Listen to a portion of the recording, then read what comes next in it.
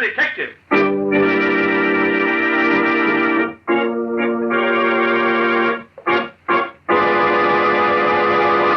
Yes, it's another case for that most famous of all manhunters, the detective whose ability at solving crime is unequaled in the history of detective fiction.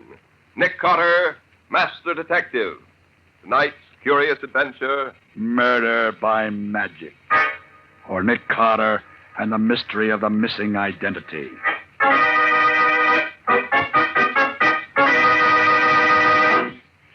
I wonder how Scubby's making out. Do you suppose that he had any trouble, Nick? I doubt it, Patsy. Scubby knows Philadelphia well enough to get all the information I want without any difficulty. Yes, but he's been gone 3 days now. He didn't plan to be gone that long, did he? Well, no, Patsy, but it's not always possible to tell in advance how long it's going to take to find... Nick Carter's office. Nick there, Patsy? Well, Scubby. Yes, he's here. How are you making out? Oh, please put Nick on. I've got to talk to him and quick. Well, sure, Scubby. Here he is. Nick, it's Scubby. It sounds as though there was something wrong. Well, I hope not. Hello, Scubby. What's up? Nick, can you come to Chicago right away? Chicago? Thought you went to Philadelphia. So did I, but I landed in Chicago. What? And am I in trouble? What kind of trouble? I seem to have killed a man. Oh, now, don't try to be funny, Scubby. What's this all about? I'm not being funny, Nick. I'm really in a jam. I apparently killed a man last night. Oh, look here, Scubby. You certainly know whether you've killed somebody or not. But I don't, Nick. What makes you think you have? It says so in the paper. What paper? The Chicago papers. Oh, please, Nick, will you come out here right away? I've got to have help and in a hurry. All right, Scubby. Patsy and I'll leave at once. Where are you staying? In a little hotel on the edge of town called Paradise Mansion.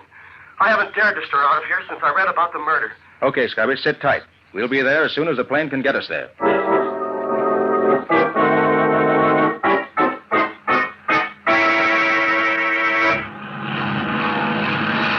Gosh, Nick, we were awfully lucky to get seats on this plane. Yes, Patsy. Well, now that we're safely on our way, let's take a look at these Chicago papers I bought. See what they have to say about our friend Scubby.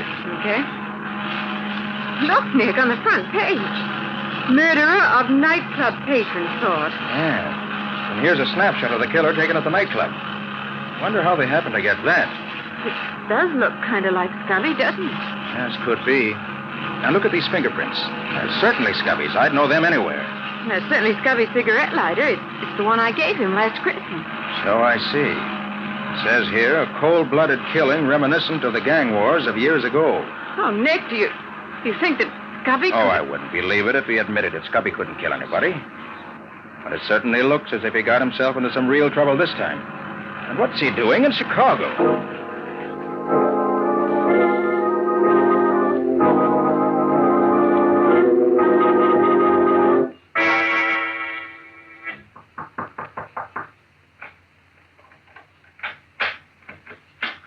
Oh, Nick. Hi, Scubby. Oh, I never was so glad to see anyone in my whole life. Well, Scubby, have you... Come in quick. Let me get this door closed. Jittery, aren't you? Yeah. Well, I'm glad to see you're still out of jail. Oh, Nick, don't joke about it. I'm just about crazy. Look, I'm in a jam. Well, suppose you sit down and tell us just what happened. And begin at the beginning. Don't leave out anything. All right. Well, it's quite a story and pretty unbelievable, but I'll try to tell it the best I can. As you know, I started for Philadelphia, and I was sitting in the airport waiting room, waiting for my plane to be announced, when somebody stumbled over my feet. I looked up expecting him to say, "Excuse me," and then I heard a funny, shrill little voice say, Stupid! Why don't you keep your feet where they belong? "Huh? Oh, why don't you look where you're going?" You're too stupid to be allowed out in public. Yeah, well, nobody asked you for your opinion. If you don't like my feet, just keep away from them. Trying to insult me, are you? You're not even fit to speak to me, you stupid idiot. Look here, Bud. That's 3 times you've used that word stupid about me. The 4th time might get you a skin nose. Come on your way. You are attempting to divert my senses from the concentration of inner thought to the grosser contemplations of the external world. Come again? But you are as clumsy as a cow at doing it. Look, fella, if you've got somewhere to go, just go ahead. Your room is better than your company. You are being sarcastic. That is because you do not know who I am. All right, I'll bite. Who are you? You tell me and see if I care. It is useless to tell you. That thing you think is your mind is a rusted, worthless tool. A sponge too dried out to soak up anything. Oh, dumb, you mean? Exactly. You really want to know who I am? Quite frankly, I don't give a tinker's damn. I am Chi-Chi, the Omnipotent. In the Central Council of the Farthest Inward, I am the most completely self-equipped. Brother, you don't make sense. I am the mystic. In the whole council, I am the most honored. There has been in 20 generations no other great enough to be the mystic. But I am he. Okay. Well, now that we've settled that, how's about some peace and quiet? You have offended me grievously. I do not let such offenses go unpunished. I shall sit here beside you and decide what your punishment is going to be. I shall say no more until I have decided. Okay. Well, happy thoughts, my mystical little pal. So he sat down beside me and didn't say another word. He was a funny, weaseled-up little man, and he amused me rather than worried me, so I forgot all about him. Did he take the same plane you did? Oh, don't get ahead of me, Patsy. I was tired from working all night and then the night before, and I guess I must have dozed off. The next thing I knew, somebody was shaking me by the shoulder. Come on, Palsy. Snap out of it. This is as far as this cab goes. Hey, wake up, Palsy. This is where you get off. Huh? Oh, sure. Sure, I'm awake. Come on, Palsy. This is your hotel. There must have been some night you had last night, huh, Palsy? Oh, stop calling me Palsy. Sure. Whatever you say, Palsy. What the deuce is the matter with me? Why does my head feel so foggy? What? Hey, where am I? Where's the plane? Look, Palsy, I don't know who you're kidding, but this is where you live. Are you getting out or you going to stay in a cab? Well, where's my baggage? You're a great little kidder, Palsy. Now, come on. Get out. You better get some sleep. There's nothing like it for a hangover. Oh, all right. Oh, hey, you better give me a hand to get out of here. Okay, Palsy. Here you go. All right. There you are. There. Oh, what does the meter say? Same as always, Palsy. 50 cents. Yeah? Well, here's 6 bits. Keep the change. Hey, look, Palsy, you generally give me $5 for hauling you. I'll give you a knot on the head if you don't stop ribbing me. Okay, Palsy. Yeah, now you sound more like yourself. See you later. And he drove off, leaving me standing in front of the crummiest-looking hotel I ever hoped to stop at. You mean you have no notion of how you got there? No, not the faintest. Oh, but Scubby, you just Oh, can't... hold everything. Wait till I finish the story. Well, as I was apparently expected to go in the hotel, I did. As I approached the desk, the room clerk, a sad sack with a sourpuss, tossed me a key. There you are, Mr. Gerson. I picked up the key and started to ask the clerk a lot of questions. But my head was so dizzy that I couldn't think straight. So I went up to room 714, which was the number on the key. What was it like, Scubby? Oh, cheap and flashy. And it reeked of cheap perfume. I found some letter paper on the writing desk, and the letterhead said, Hotel Prince Royal, Chicago. Then I at least knew where I was. My head was aching so that I stumbled into the bathroom to bathe it. I got one look at myself in the mirror, and it almost finished me. How do you mean, Scubby? Well, it wasn't me I saw in the mirror. But that's ridiculous. How could it be anyone else? Well, that's what I wanted to know.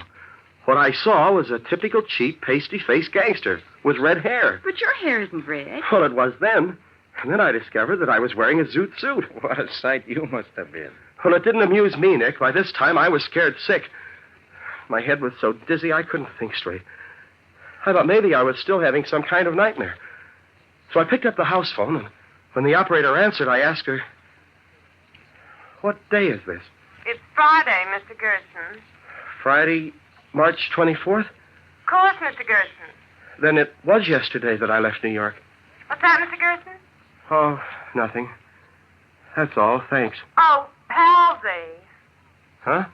I just heard from the hospital. You just broke Betty's arm, that's all. What? Oh, when was that? Well, last night, you remember. But don't worry, Betty's a good kid. She won't say nothing to the cops. Oh.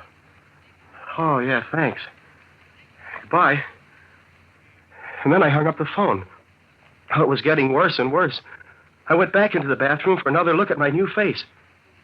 And then the room door opened, and I heard someone come in. You here, Palsy? Huh? Oh, hello. Hi, Palsy. What's cooking, Snuggins? Give me a match.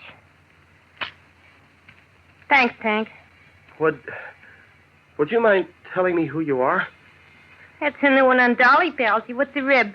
Oh, I just want to find out who you are. I'm Dolly, the spare rib, the girlfriend. You're my girlfriend? Say, Palsy, you're talking awful funny. What goes? Is this some new kind of a brush-off? Oh, no, you misunderstand me. Say, if you're trying to give me the air... No. No, it's still love. Dove. Well, that's more like it. For a minute, you had me guessing. See, by the way, Palsy, where was you last night? We had a date gate. Why'd you stand me up? Huh? Did I? I don't like that, Rat. You better explain and make it good. Well, I had business. Oh, I get it. You did a job you want me to cover for you. Okay, where do I say we went last night, you and me? Oh, well, I think that we'd better say that... I'll get that. There's something going on around here I ain't in on. Hello. Okay, thanks. What was it? She says there's 4 guys named Spike, Steve, Bernie, and Lucky coming up to see you. I got a blow. Them guys give me the chills, honey. They're real killers, and they ain't fussy who they kill. Be seeing you. I fly. Goodbye.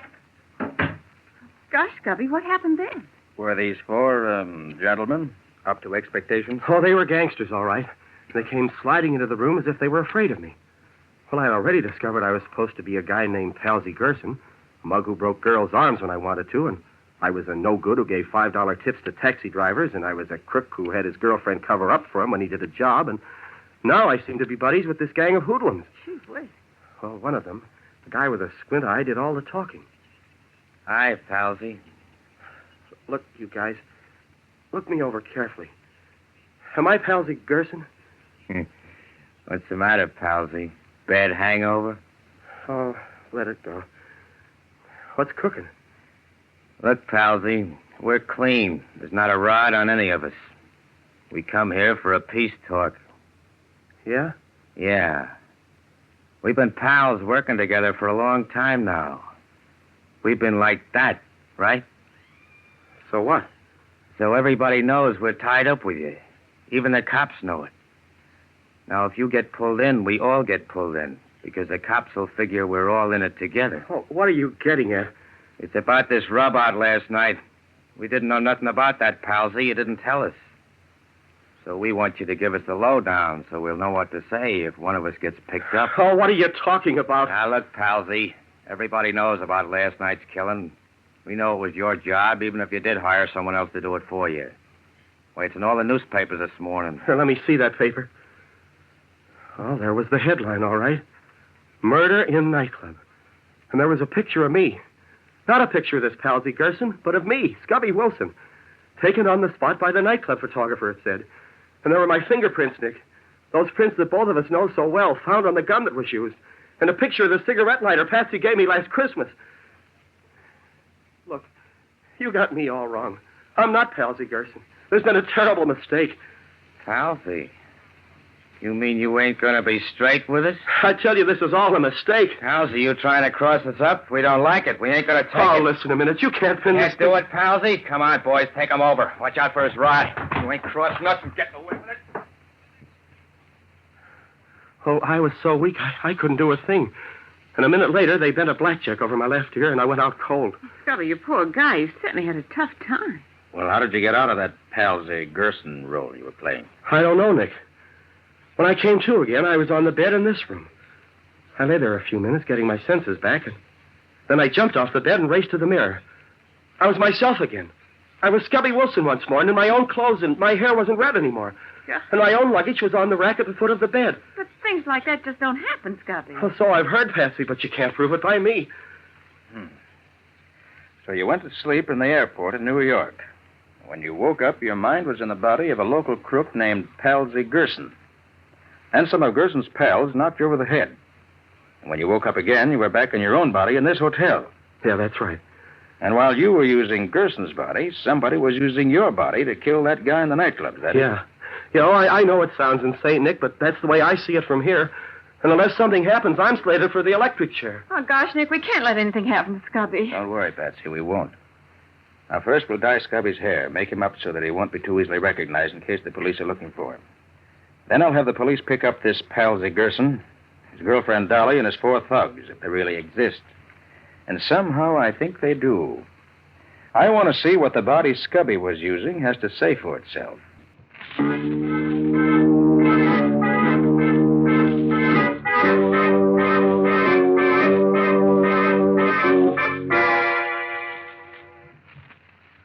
Well, Nick, These past 2 days haven't gotten us very far. We located Palsy Gerson, and he satisfied the police that he knows nothing about it. His girlfriend, Dolly, isn't the same girl who came to see me, and the telephone operator who called me Palsy has disappeared and can't be found. All of which adds up to a large round zero. You're wrong, Scubby. It all adds up to proof that you were part of a well-laid plan. But why, Nick? Why? Look, Scubby, if the police discover that you're the one who apparently killed the man in the nightclub, they'll arrest you. And I, even with my reputation for being on the right side of the law, will be arrested with you as an accessory after the fact. The police couldn't do anything else. All of which would be an excellent way for somebody to commit a murder, and at the same time get someone he didn't like jailed for the said killing. Scubby, I think I'm the one they're after. And they used you to get me. But how are we going to stop them, Nick? They got proof that I did that murder, and we can't prove that I didn't do it. That's what I'm trying to do now, Scubby. Get that proof before the police catch up with us. So far, I haven't had... Oh, Patsy, see who that is, will you? Sure, Nick. Hold everything. Hold everything. We have warrants for the arrest of Scubby Wilson and Nick Carter in connection with the murder of John Walters.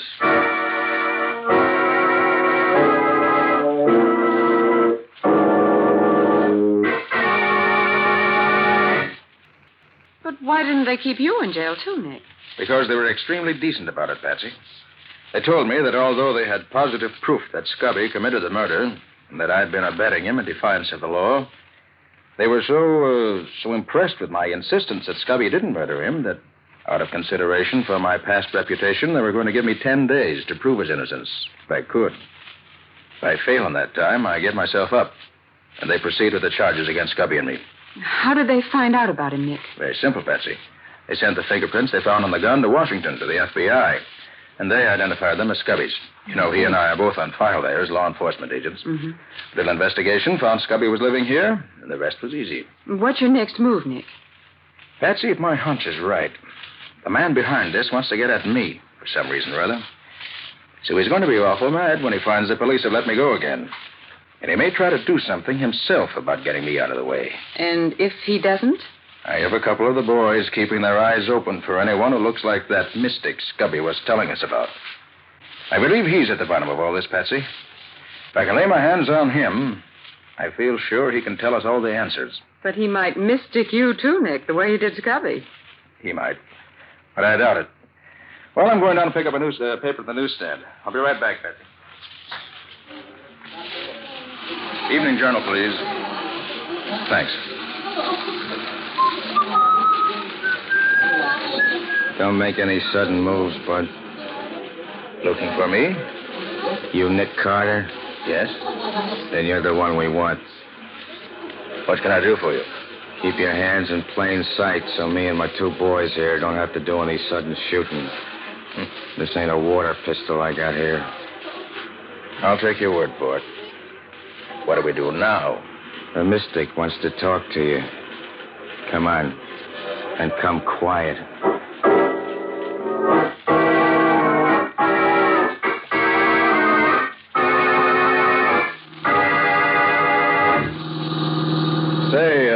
Friend, any idea why the mystic wants to talk to me?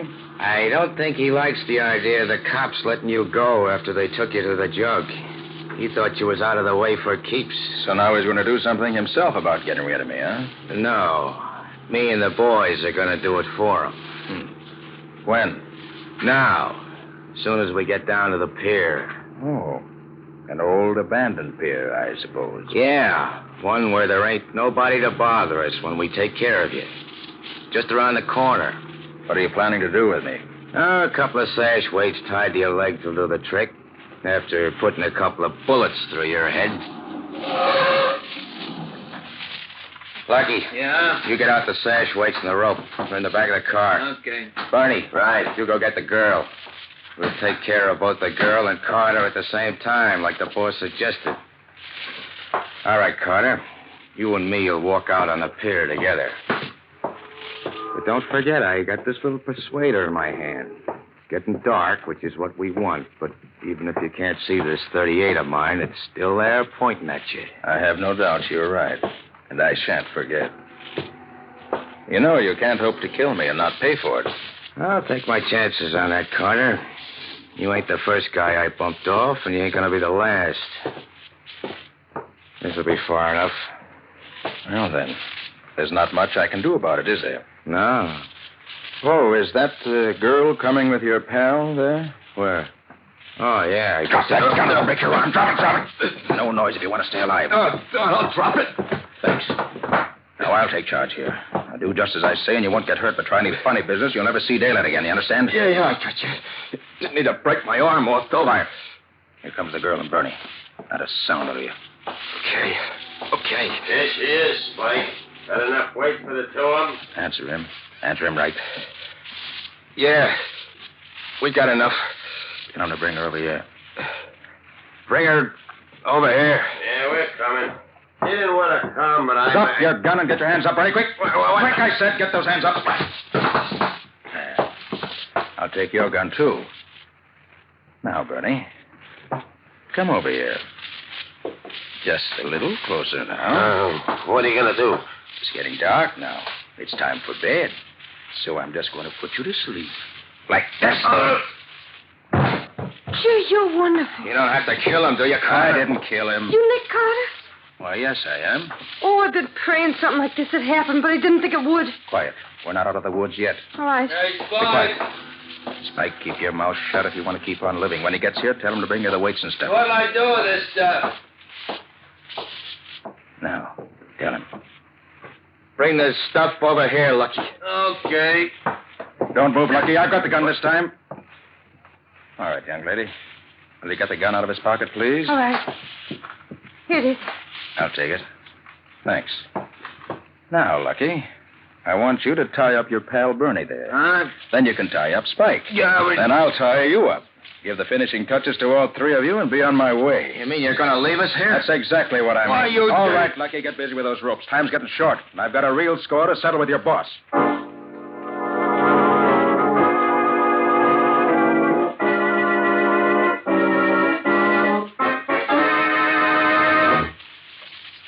Gee, Mr. Carter, you're wonderful.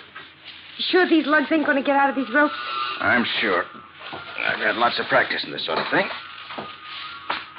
There. All right, come on. We can leave them there safely now. Say, look, I ain't told you who I am yet, have I? Why, no. Who are you? I'm Dolly. Dolly. You're not Gerson's friend. No, I'm the other one. The one the Mystic hired to visit your friend in the hotel. So that's who you are. Yes. How much do you know about this racket? Well, I didn't know nothing about it then, but since they snatched me and kept me locked up in their hideout, I learned a lot from listening to them talk. Let's stop here a minute. What's this all about, Dolly? If that's your name. Now, my real name's Ann. Did your friend really think he was Palsy Gerson? Yes, he certainly did, for a while. That's absurd, of course. The Mystic done it. He has an anesthetic gas that he gives you when you're asleep or knocked out. He doped your friend in the airport and brought him to Chicago. Then he had somebody make him up like a mobster, and he let him wake up in that taxi cab. I suppose he paid all those people to put on the act that convinced Scubby he really was Palsy Gerson. Only the taxi driver, the telephone girl, the hotel clerk, and me. The four thugs was already members of the gang. And they beat him up so this mystic could give him another shot of the gas while he was unconscious and let him wake up as himself? Yes. And he was so doped all the time we was putting on the act that he never could figure out what was going on. Very clever. But how did you get in on this? I wanted to be an actress. They hired me to put on this act. They told me they were ribbing some friend of theirs. But when I saw all the publicity in the papers and I saw that you got arrested, too, I knew it wasn't no gag. I went to where their headquarters was one day to see if they were still there so I could go to the police. But somebody saw me there and grabbed me. I've been locked up ever since. You know why they wanted to do all this? The Mystic knew your friend was going to Philadelphia to get some dope on a racket. The Mystic was the head of the gang, and he wanted to scare your friend off. He hoped he'd scare you off, too. He's getting ready to work the same racket all over the country. And you was the only one who was getting hot on his trail. I thought that was it. And when we didn't scare off, he had to take matters into his own hands. I suppose it was one of the Mystic's thugs who did the killing in the nightclub? Yeah, it was Spike, made up to look like your pal. And he left the evidence at the cops found. Who was the man who killed? Some fella wouldn't play ball the way he wanted him to. Look, you know where the headquarters of this gang is? Sure. Just about a block from here. Want me to show you? You bet I do. With your help, I'm going to get that Mystic, if he's there. Come on. It's over this way.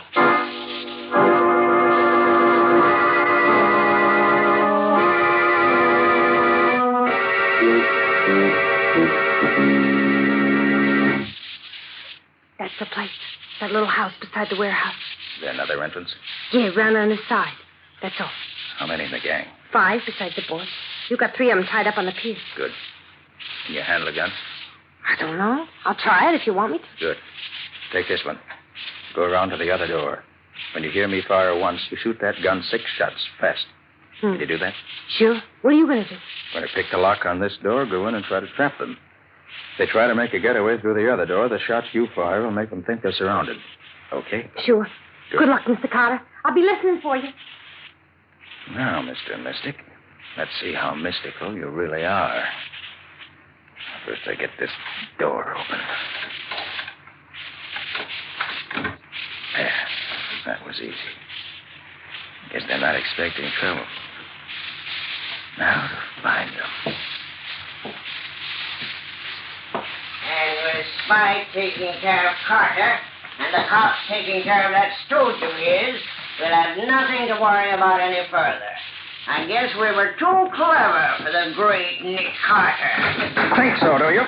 Up with your hands, all of you. Make it snappy. Nick Carter, get him away. No good. You're surrounded. You can't get away. Got it, boss. We ain't got a chance. Drop your guns if you want to stay alive. Very well. You're too many for us this time. Drop your boys.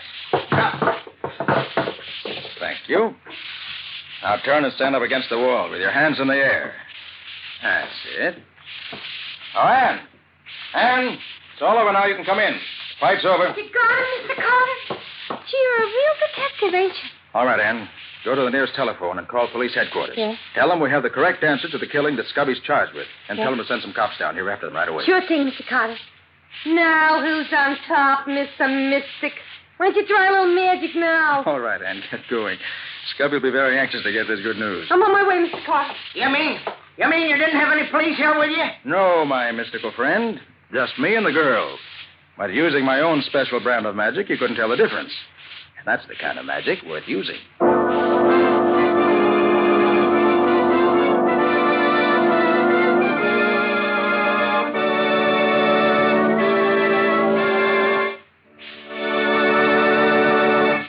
This has been another of the strange adventures of Nick Carter, Master Detective, which are brought to you regularly each week at the same time by WOR Mutual.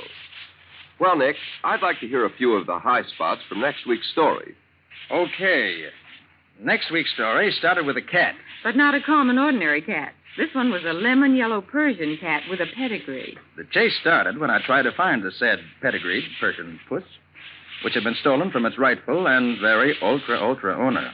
But before long, I found I was involved in theft, kidnapping, murder, and other varieties of lawbreaking. Which included being hit over the head and being shot at in the dark. Not exactly an amusing case. No, Patsy, it was a deadly serious case before it was finished. I call it A Cat Brings Death. Or The Mystery of the Missing Persian. And that's all for now. So long. So long, everybody. And so long to you both, Nick and Patsy. In the strange adventure you have just heard, Nick Carter was impersonated by Lon Clark, Patsy by Helen Choate, Scubby by John Kane.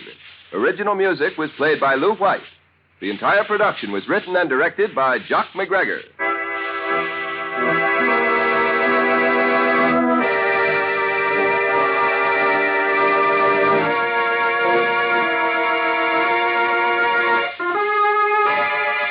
Next week at the same time, listen to another curious experience of Nick Carter entitled A Cat Brings Death. Or Nick Carter and the Mystery of the Missing Persian.